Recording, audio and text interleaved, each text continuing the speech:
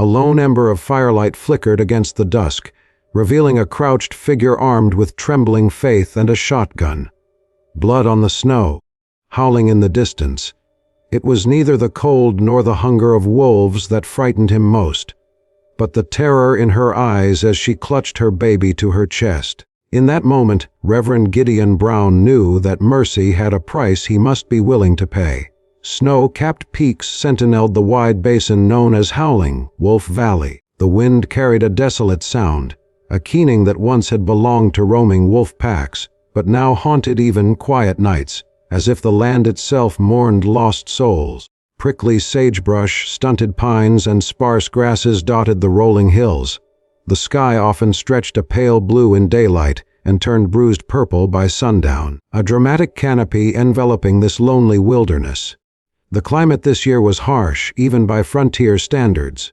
Early frosts battered the small settlement on the edge of the valley. Few ventured far without reason, for the nights were cold enough to freeze breath in the throat. Most families huddled in log cabins scattered across the landscape, each struggling to scrape a living from the unforgiving soil.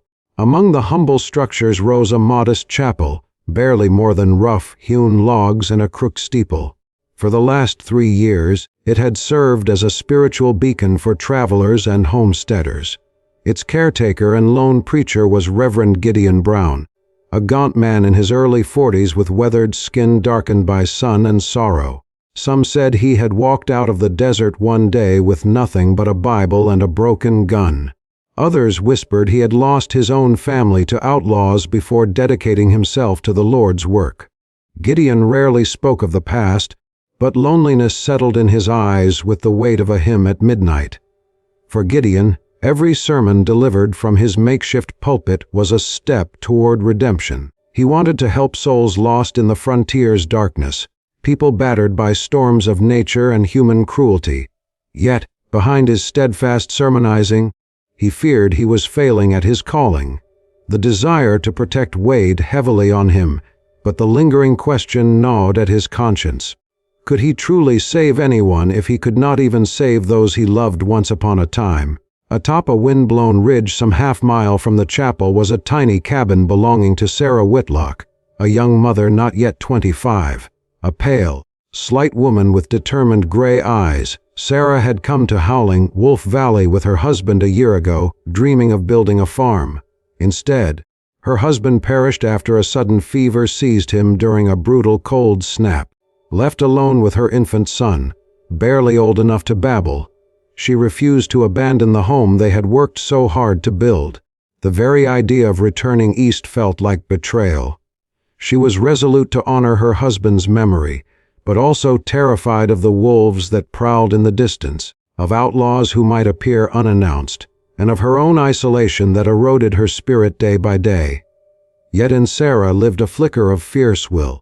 She could patch leaks in the roof, chop kindling in the biting wind, and offer a trembling grin when Gideon appeared once a week to check on her and her child. Her hope was to survive the winter and start anew in the spring, a crop in the ground, more stable footing in her life.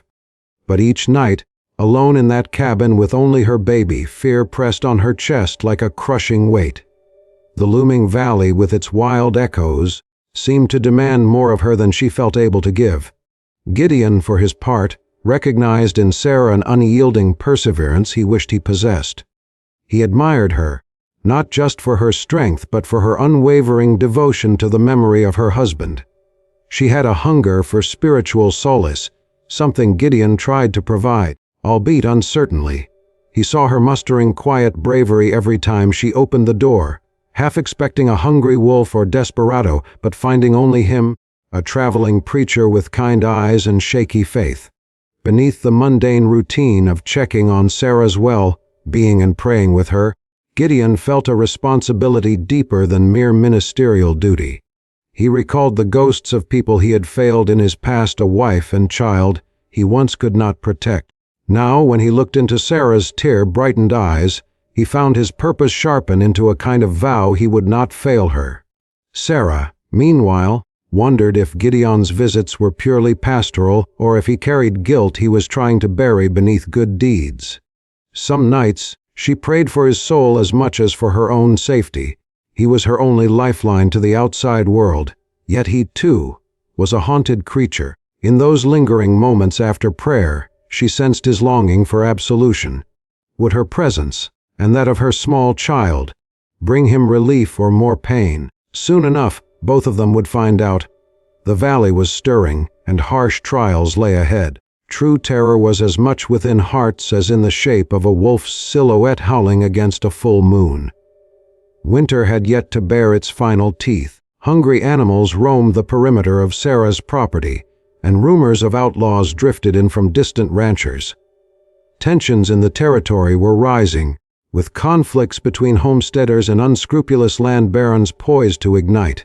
Unknown to both Gideon and Sarah, fate would place them in a harrowing crucible of violence, loyalty, and sacrifice. Their two lonely paths were about to converge in a way that would transform them forever.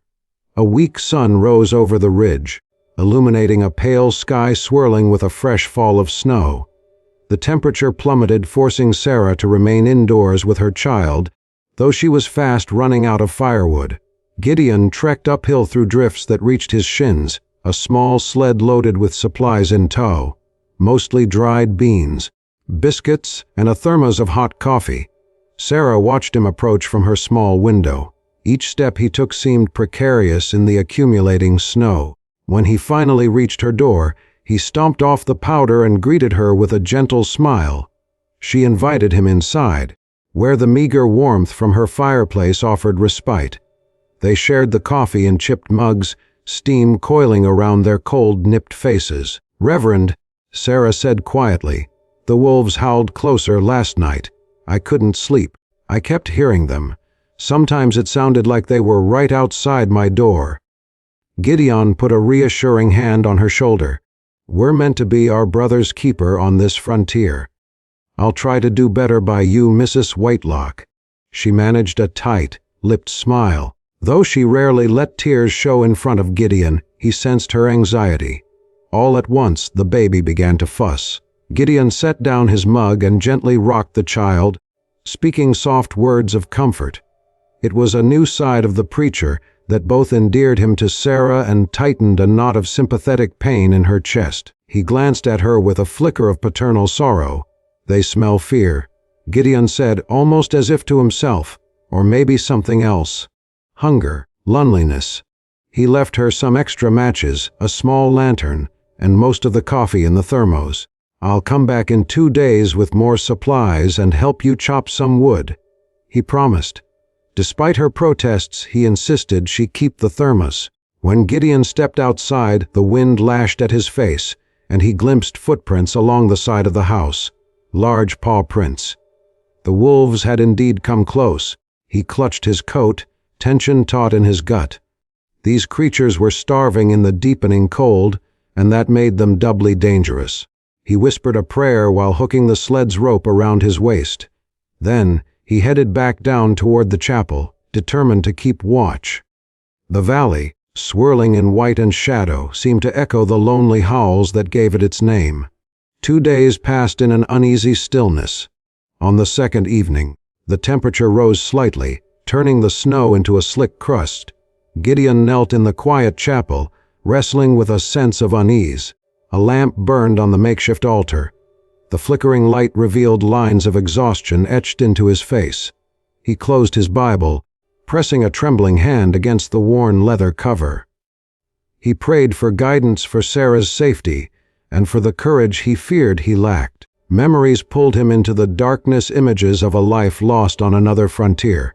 A wife's warm smile turned cold in death, a child's cry forever silenced. His faith had wavered then, nearly drowned in sorrow. But he rose from that tragedy clinging to a single truth. If he must live, he would strive to protect others from the agony he once suffered. That night, a ranch hand from a neighboring property banged on the chapel door. The man, a wary fellow named Taggart, was out of breath and trembling. "Reverend, we got sign of outlaws a few miles east. They roamed in last night. Maybe 6 or 7 of 'em, looking to loot or scavenge. My boss wants folks to know." Gideon swallowed hard. "Thank you for the warning." Any sign they're heading toward the ridge?" Taggart frowned. "Hard to say, but your friend up there might be easy pickings. Might want to ride out soon. Weather's not getting any better?" Gideon nodded, a pit of dread hollowing in his stomach. He had planned to make the trek the next morning, but Taggart's warning spurred him to leave at first light. He offered a hurried blessing and a few words of gratitude to Taggart before the ranch hand disappeared into the swirling night. Gideon extinguished the lamp and braced himself for another near, sleepless night, anticipating the dangers that might lurk in the valley. He felt the old haunting fear. He was just one man, and an uncertain man at that. Could he truly protect Sarah and her child if a band of desperate outlaws approached? Gideon saddled his aging mare, loaded his shotgun, and set off. Despite the snow's thaw, the trail was treacherous, slippery mud under ice. His horse struggled up the ridge, hooves skidding on loose stones. As Gideon neared Sarah's cabin, he noticed an ominous stillness. No smoke curled from her chimney, and no welcoming figure stood at the window. Concern tightened in his chest. He dismounted, shotgun at the ready, and carefully approached the door. It stood partially ajar. The sensation of a looming threat prickled at his neck. Inside, Sarah sat on the floor by her bed, rocking her crying baby. Her hair was disheveled, her skin pale, eyes wide with fear. The furniture was tossed about. A broken chair, scattered blankets, and fresh claw marks marred the door. "They nearly got in," she said, voice shaking. "A pack of wolves surrounded us, started scratching at the wood. They broke a window. I fired my husband's pistol, but I'm not sure I hit anything. It took so long for them to scatter." Gideon knelt beside her, gently urging her to stand. He examined her face, searching for injury. A shallow cut marked her forearm, perhaps from broken glass. The cabin was freezing. The fireplace had gone cold, the hearth black with ash. He quickly worked to set fresh wood, striking a match from his own pocket. Flames began to flicker, offering at least some warmth. "Thank the Lord you're all right?" Gideon breathed. Relief collided with shame in his heart. He wasn't here when she needed him most. He bandaged her arm with a strip of clean cloth, then carefully soothed the child, who had worn himself out from crying and soon slumped in exhaustion. Sarah exhaled raggedly. "Reverend, I can't do this alone. I thought I could." Her voice broke, tears welling up. "I'm so scared. The next time they come, I might not be so lucky." Gideon felt the press of her desperation. "I'll stay with you for a few days," he said quietly. "At least until we can figure out how to keep those beasts at bay." As if in silent agreement, Sarah merely nodded. Her posture sagged with exhaustion. He stoked the fire until it crackled, a welcome sound amid the hush of dread. Then he pulled out what meager supplies he'd brought: dried meat, fresh water, and a small jar of honey from the chapel stores. Together they attempted to restore some order to the cabin. Sarah insisted on standing by the shattered window, her husband's pistol in hand, as Gideon nailed up planks of wood to seal the opening as best he could. Outside, an eerie hush gripped the valley. Even the wind seemed to hold its breath. Footprints and paw prints dotted the slush all around. Something in Gideon's gut warned him that this was just the beginning. The wolves were a clear threat, but so were the rumored outlaws, and he suspected those men might be more relentless than any hungry pack. Bundled in blankets, the three of them settled in for the night. The baby slept in a makeshift cradle near the fire, Sarah on the bed, Gideon in a rough-hewn chair with his shotgun across his lap. He dozed in and out, ears pricked for the slightest sound. Sleep proved elusive. Sarah sometimes stirred, plagued by nightmares, her voice caught in whispers. Around midnight, Gideon heard a distant howl. Instantly his eyes opened wide, every muscle tensing. He fought the urge to rush outside, better to keep the door barred. Instead, he waited, the howling echoing in the wind. Minutes passed, stretched into an hour. No scratching at the walls, no monstrous shapes in the window. Eventually, the valley sank into quiet again. Morning found them both exhausted. Sarah tried to feed her child, but her nerves frayed. She apologized repeatedly, ashamed of her fear. Gideon brewed coffee over the hearth, forcing a calm he didn't entirely feel. They had survived another night, but how many more? He realized as they sat in silence that her loneliness cut almost as deeply as the threat of wolves. She had no neighbors, no family. The isolation was a beast of its own. And yet, she refused to abandon the homestead. Gideon found himself torn. Should he insist she leave for safer ground, or respect her resolve and trust the Lord to guide them? Late afternoon brought a sudden shift. Clouds gathered overhead, transforming the sky into a gloomy slate. Gideon was outside splitting logs for firewood while Sarah rocked the baby indoors.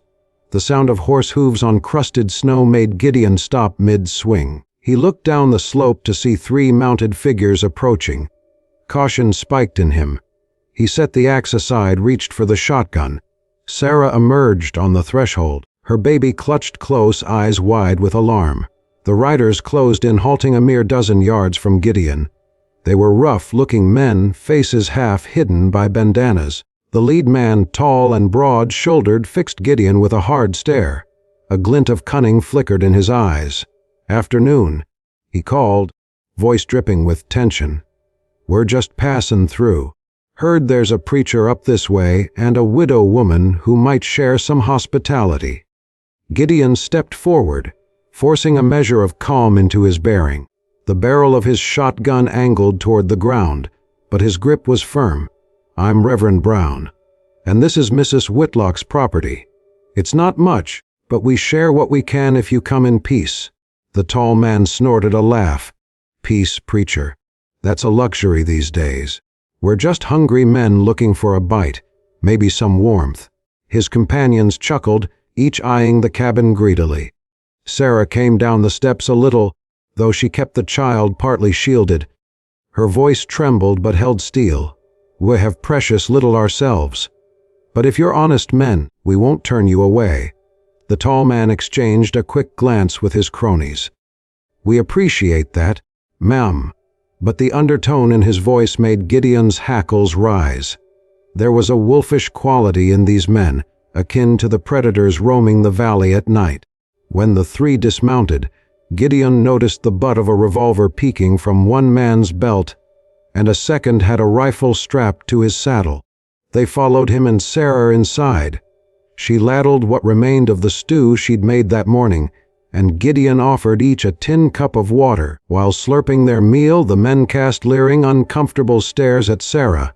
She tried to remain calm, focusing on her child. Gideon stood close, as though he could physically shield her from their attention. The tension built as the tall man wiped his mouth with the back of his hand and grinned. "You sure you folks are doing fine out here?" he asked in a mock, friendly tone. "Because it don't look like you got much in the way of help." Gideon's voice was measured. "The Lord provides what we need." A low chuckle spread among the men. One with a scar slashing across his cheek nodded at the baby. "Got no father to watch over that little one, do ya?" Sarah stiffened, but Gideon quickly laid a steadying hand on her arm. Her husband passed on. Gideon said gravely, "I'm overseeing her welfare for a time." The tall man set down his tin cup. "That's mighty noble of you, preacher. But it's a big job, a woman alone out here with wild animals and all sorts of dangers. Perhaps she needs new friends to keep her safe." A cold fury rattled Gideon's composure. "We have all the protection we need," he said, and subtly shifted his stance so that the shotgun was more visible. "You men have eaten your fill. If there's nothing else, perhaps it's time you moved along." Silence drew out like a tight wire. The man's lips curved in a predatory smile. That's bold talk from a man of the cloth. He glanced from Gideon to Sarah, then at the baby. He weighed the odds of confrontation, but the vantage was not in his favor. Gideon blocked the narrow confines of the cabin with a loaded shotgun and a determined gaze. Sarah, despite fear, cradled her child protectively. The men were outnumbered by the unknown. Could Gideon shoot quickly? Would Sarah's pistol come into play? Outside, the swirling snow and the slope might hamper a hasty retreat. Finally, the leader shrugged in an exaggerated gesture, as if dismissing them as worthless. "Fine. He looked Gideon in the eye. "But, preacher, you and the lady watch yourselves. The frontier can be a cruel place." They retreated, leaving behind the rank odor of unwashed bodies and the stench of implied threats. Gideon followed them out, shotgun raised, ensuring they truly mounted their horses and turned away.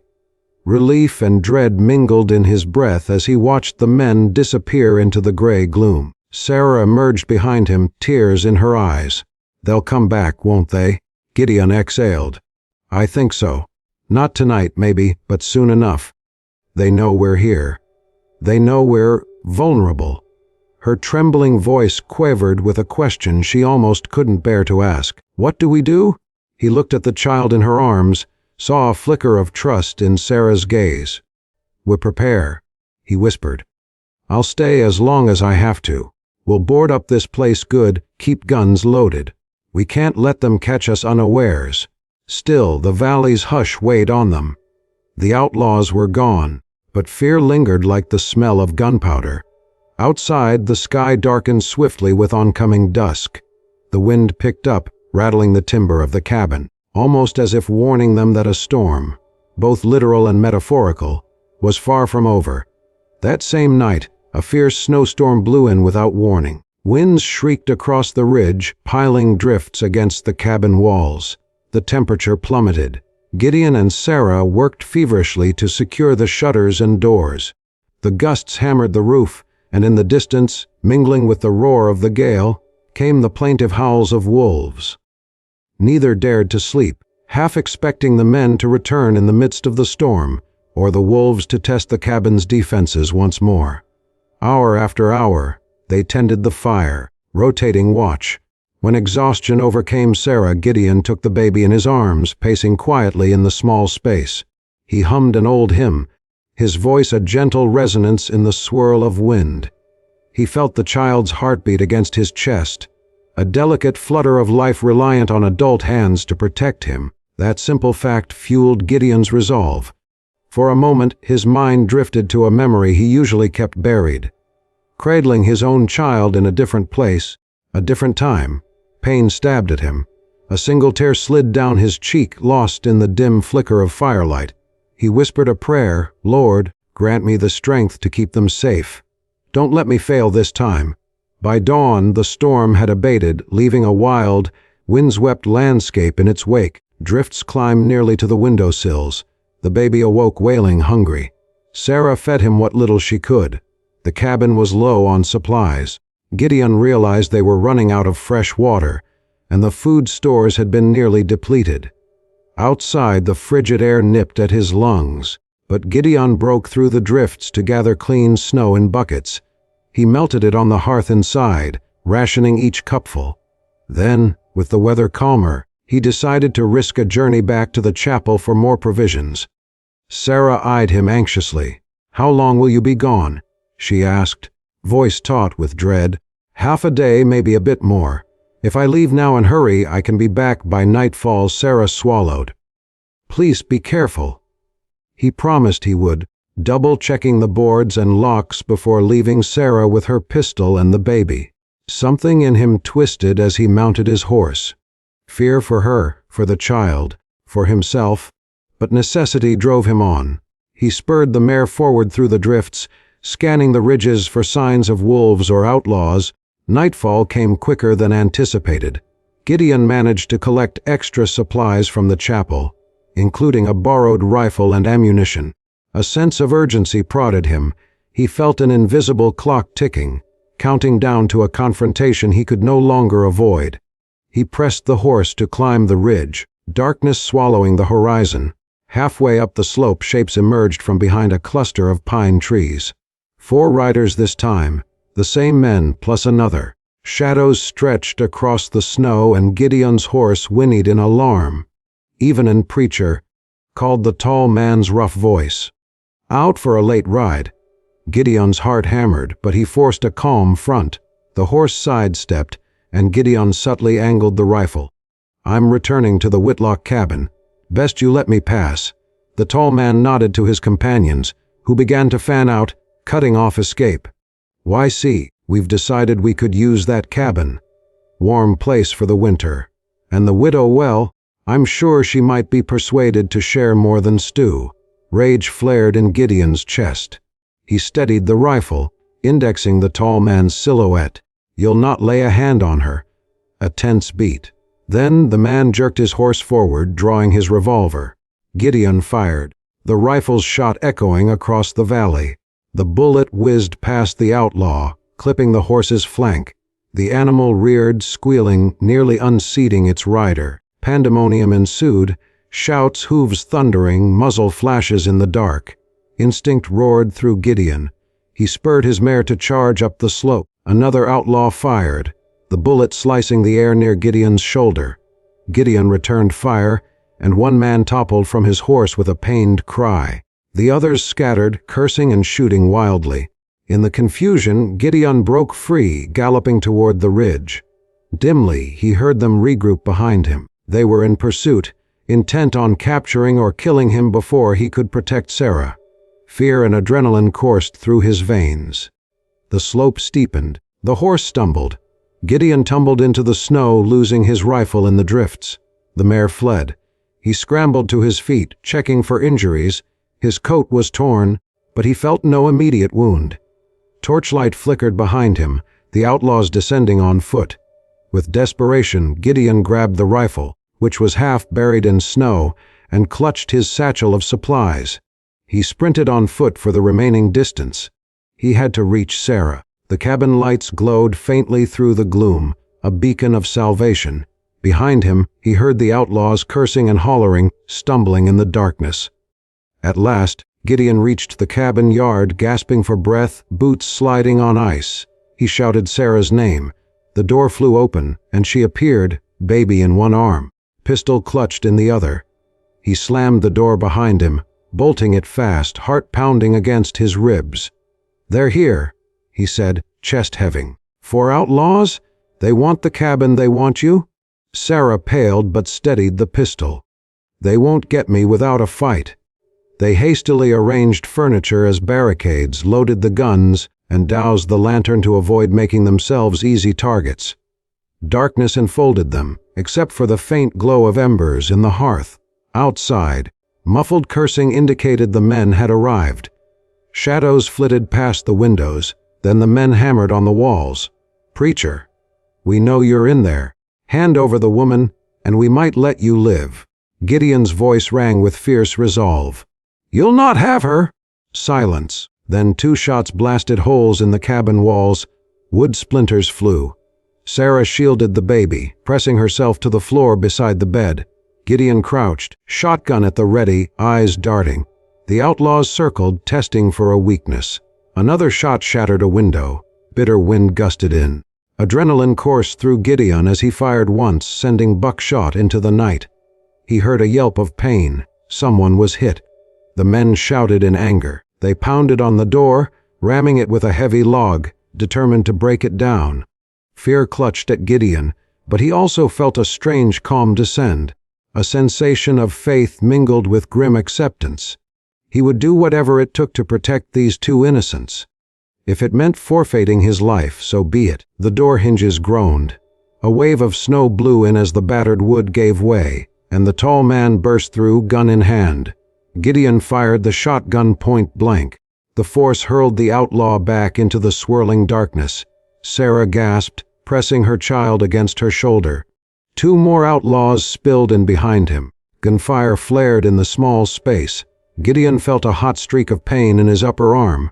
Ignoring it, he swung the shotgun like a club, striking one man across the jaw. The man crumpled, cursing. The second man took aim at Gideon, but Sarah, trembling fiercely, raised her pistol and shot. The bullet caught him in the shoulder, sending him spinning into a corner. Gideon realized one outlaw was unaccounted for. In the confusion, the scrawny man with the scar slid in through a broken window at the back.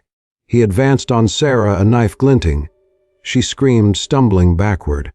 Gideon spun, fired his last shell, but missed. The man lunged for her. Clutching her baby, Sarah ducked, smashing the gun barrel across his face. The baby wailed in terror. The man howled, blood streaming from his broken nose, but he kept coming. Gideon sprang forward, grappling with him. They crashed into the table, overturning it. The man brought the knife down, slashing Gideon's coat. Pain seared Gideon's ribcage. Summoning all his strength, Gideon managed to wrest the knife free and strike the scrawny outlaw across the temple with the shotgun's butt. The man went limp. Breathing in ragged gasps, Gideon sank to his knees. Sarah clutched her baby, tears streaming, carefully stepping around bodies and splintered furniture. A cough from the corner indicated the man Sarah had shot was still alive, groaning in agony. The tall man lay in the doorway, unmoving, wide-eyed, a dark stain spreading beneath him. Gideon's shirt grew warm with blood from his arm and side. Every breath was a struggle, but he forced himself up, checking if the danger had truly passed. A cold wind whistled through the broken door and windows, swirling snow inside. In the distance, wolves howled, drawn by the scent of blood. Sarah's voice trembled, yet in it was a new, steely resolve. "Reverend, your wounds. We have to stop the bleeding." He nodded, half-dazed, propping himself against a shattered chair. "Check them, see if any pose more threat." She hesitated, holding her child, but nodded.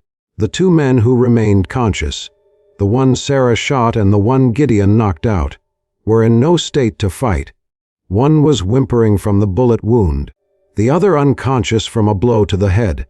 As Sarah worked to bandage Gideon's arm with torn cloth, he hissed in pain. Her trembling fingers tried to staunch the blood at his side. "We must get these outlaws out of the cabin," she muttered, "or the wolves." A savage snarling broke through the swirl of wind outside. The savage beasts had arrived, lured by the chaos. One outlaw lying in the doorway shrieked as a dark shape lunged from the night, jaws clamping around his boot. Gideon and Sarah pulled desperately at the man's collar, but the door was half off its hinges, and the wolf's strength was immense. The man kicked and screamed. Gideon managed to bring up a pistol and fire into the wolf's flank. The animal yelped and retreated into the dark. A hush followed, broken only by the outlaw's ragged sobs of pain. He clutched a torn leg, blood staining his trousers. The wolves hovered just outside, glowing eyes visible at the edge of the flickering lamp Sarah had rekindled. Gideon knew they couldn't keep this up. They had to make a decision: risk traveling through the storm to find safety, or barricade themselves further and face both starving wolves and possibly more trouble. The flicker of moral conflict rose. These men had tried to kill him, tried to harm Sarah. Yet, the preacher in him recoiled at abandoning a wounded man to a gruesome death by wolves. The man in the corner, shot by Sarah, groaned pitifully, help me, for the love of God." Sarah looked at Gideon, a question in her eyes. Do we help them? He stared back, recalling his vow to protect all souls if he could. Could he let these men be torn apart, or risk Sarah and the baby's safety to save them? Gideon's voice was hoarse, heavy with the knowledge of what must be done. "We bring them inside, tie them up, and wait for daylight." He looked at Sarah pleadingly. "I can't just let them die out there like animals. God help me, I can't." She fought tears, nodding slowly. Though these men had threatened her very life, she felt a surge of mercy. She never wanted to become as ruthless as the lawless frontier demanded. "Yes, but they'll be bound. And if they try anything, we do what we must." Together, they dragged the wounded men fully inside, using rope from Gideon's satchel to bind their hands. One was unconscious, the other half delirious. The tall man in the doorway was beyond saving, his eyes staring vacantly into the gloom. Sarah collected her child from the bed, pressing a kiss to his forehead. She and Gideon quickly hammered wood scraps over the gaping windows, praying it would hold against the wolves. Then they stoked the fire high, the orange glow lighting up the carnage of the night's struggle. As snow drifted in from cracks in the walls, Gideon sank to the floor, wincing as Sarah tried to improve the makeshift bandage on his side. His vision blurred, pain throbbing. He gazed at the baby who had, by some grace, dozed off again, exhausted from the commotion. Outside, the wolves circled, howling mournfully. Dawn was still hours away. In the flickering half-darkness, Gideon and Sarah huddled together, uncertain if they would survive till morning. Daylight eventually crept over the ridge, casting a pale glow on the battered cabin. The wolves melted back into the forest. Gideon's injuries ached sharply, but he was still breathing. One of the outlaws had died in the night from blood loss. The other clung to life, whimpering in pain. Sarah, stoic and wary, offered him a sip of water. Outside, the carcass of the tall man lay in the snow, half dragged off by predators. Gideon said a quiet prayer for his soul, though the action stirred contradictory emotions, sorrow and relief interwoven. They had faced a dark night and lived. In the coming days, Gideon and Sarah set about repairing the worst of the damage. The cabin door was replaced with spare boards from the barn. Broken windows were patched with sackcloth and planks. The unconscious outlaw eventually awoke, seething with resentment. Gideon took him and the injured man down to the chapel on borrowed horses once the weather cleared, handing them off to Taggart's ranch crew, who could deliver the pair to the nearest authorities. Though the valley remained as wild and lonely as ever, a sense of unspoken camaraderie bloomed between Sarah and Gideon. She nursed him back to health, bringing him stew and fresh bandages, refusing to let him labor on the roof or chop wood until he'd healed. He, in turn, soothed her persistent nightmares, praying by her bedside, rocking the baby when she was too spent to keep her eyes open. A few weeks later, when Gideon was well enough to move freely, Sarah surprised him by saying, "I've decided I'll stay. I won't give up this place. If I can endure what happened, I reckon I can endure anything." Gideon smiled gently, though tears formed in his eyes. "Your husband would be proud." She took his hand, gave it a firm squeeze. "He would. And so would your family, if they could see how you've watched over me and my boy." Her words struck him deep, flooding him with mingled sorrow and the first sprout of long-awaited peace. In guarding Sarah against wolves and outlaws alike, he had found a measure of redemption. His faith had been tested in the crucible of gunfire and fear, yet he emerged with a renewed sense of purpose. As the snow finally began to recede and the valley eased into the promise of spring, Gideon continued his weekly visits to the cabin, offering spiritual counsel and helping Sarah plan her small garden. The nightmares lessened for them both, replaced by the quiet determination of forging a life in the wilderness. Eventually, travelers passing through Howling, Wolf Valley would hear the tale of a lonely preacher who fought beasts and bandits to protect a young widow and her child. Some said it was a testament to divine intervention, others insisted it was pure frontier grit. In truth, it was both, and something more. It was the story of two lonely souls discovering that mercy, faith, and unyielding courage could still thrive in the harsh shadows of the American frontier. In the end, mercy is a choice that costs something dear, but it can open a path to healing the deepest wounds. Loyalty and faith can emerge from the darkest trials, reminding us that redemption is never beyond reach. Even in a land of howling wolves, hope can take root where kindness prevails. Thank you for listening to this tale of resilience, faith, and sacrifice on the Wyoming frontier. If you found yourself moved by Howling, Wolf Valley, a country preacher guards a young mother from beasts and loneliness, please consider liking this narration, subscribing for more stories, and sharing your thoughts in the comments. Your feedback helps keep these campfire stories alive. Stay safe, and may hope guide you always.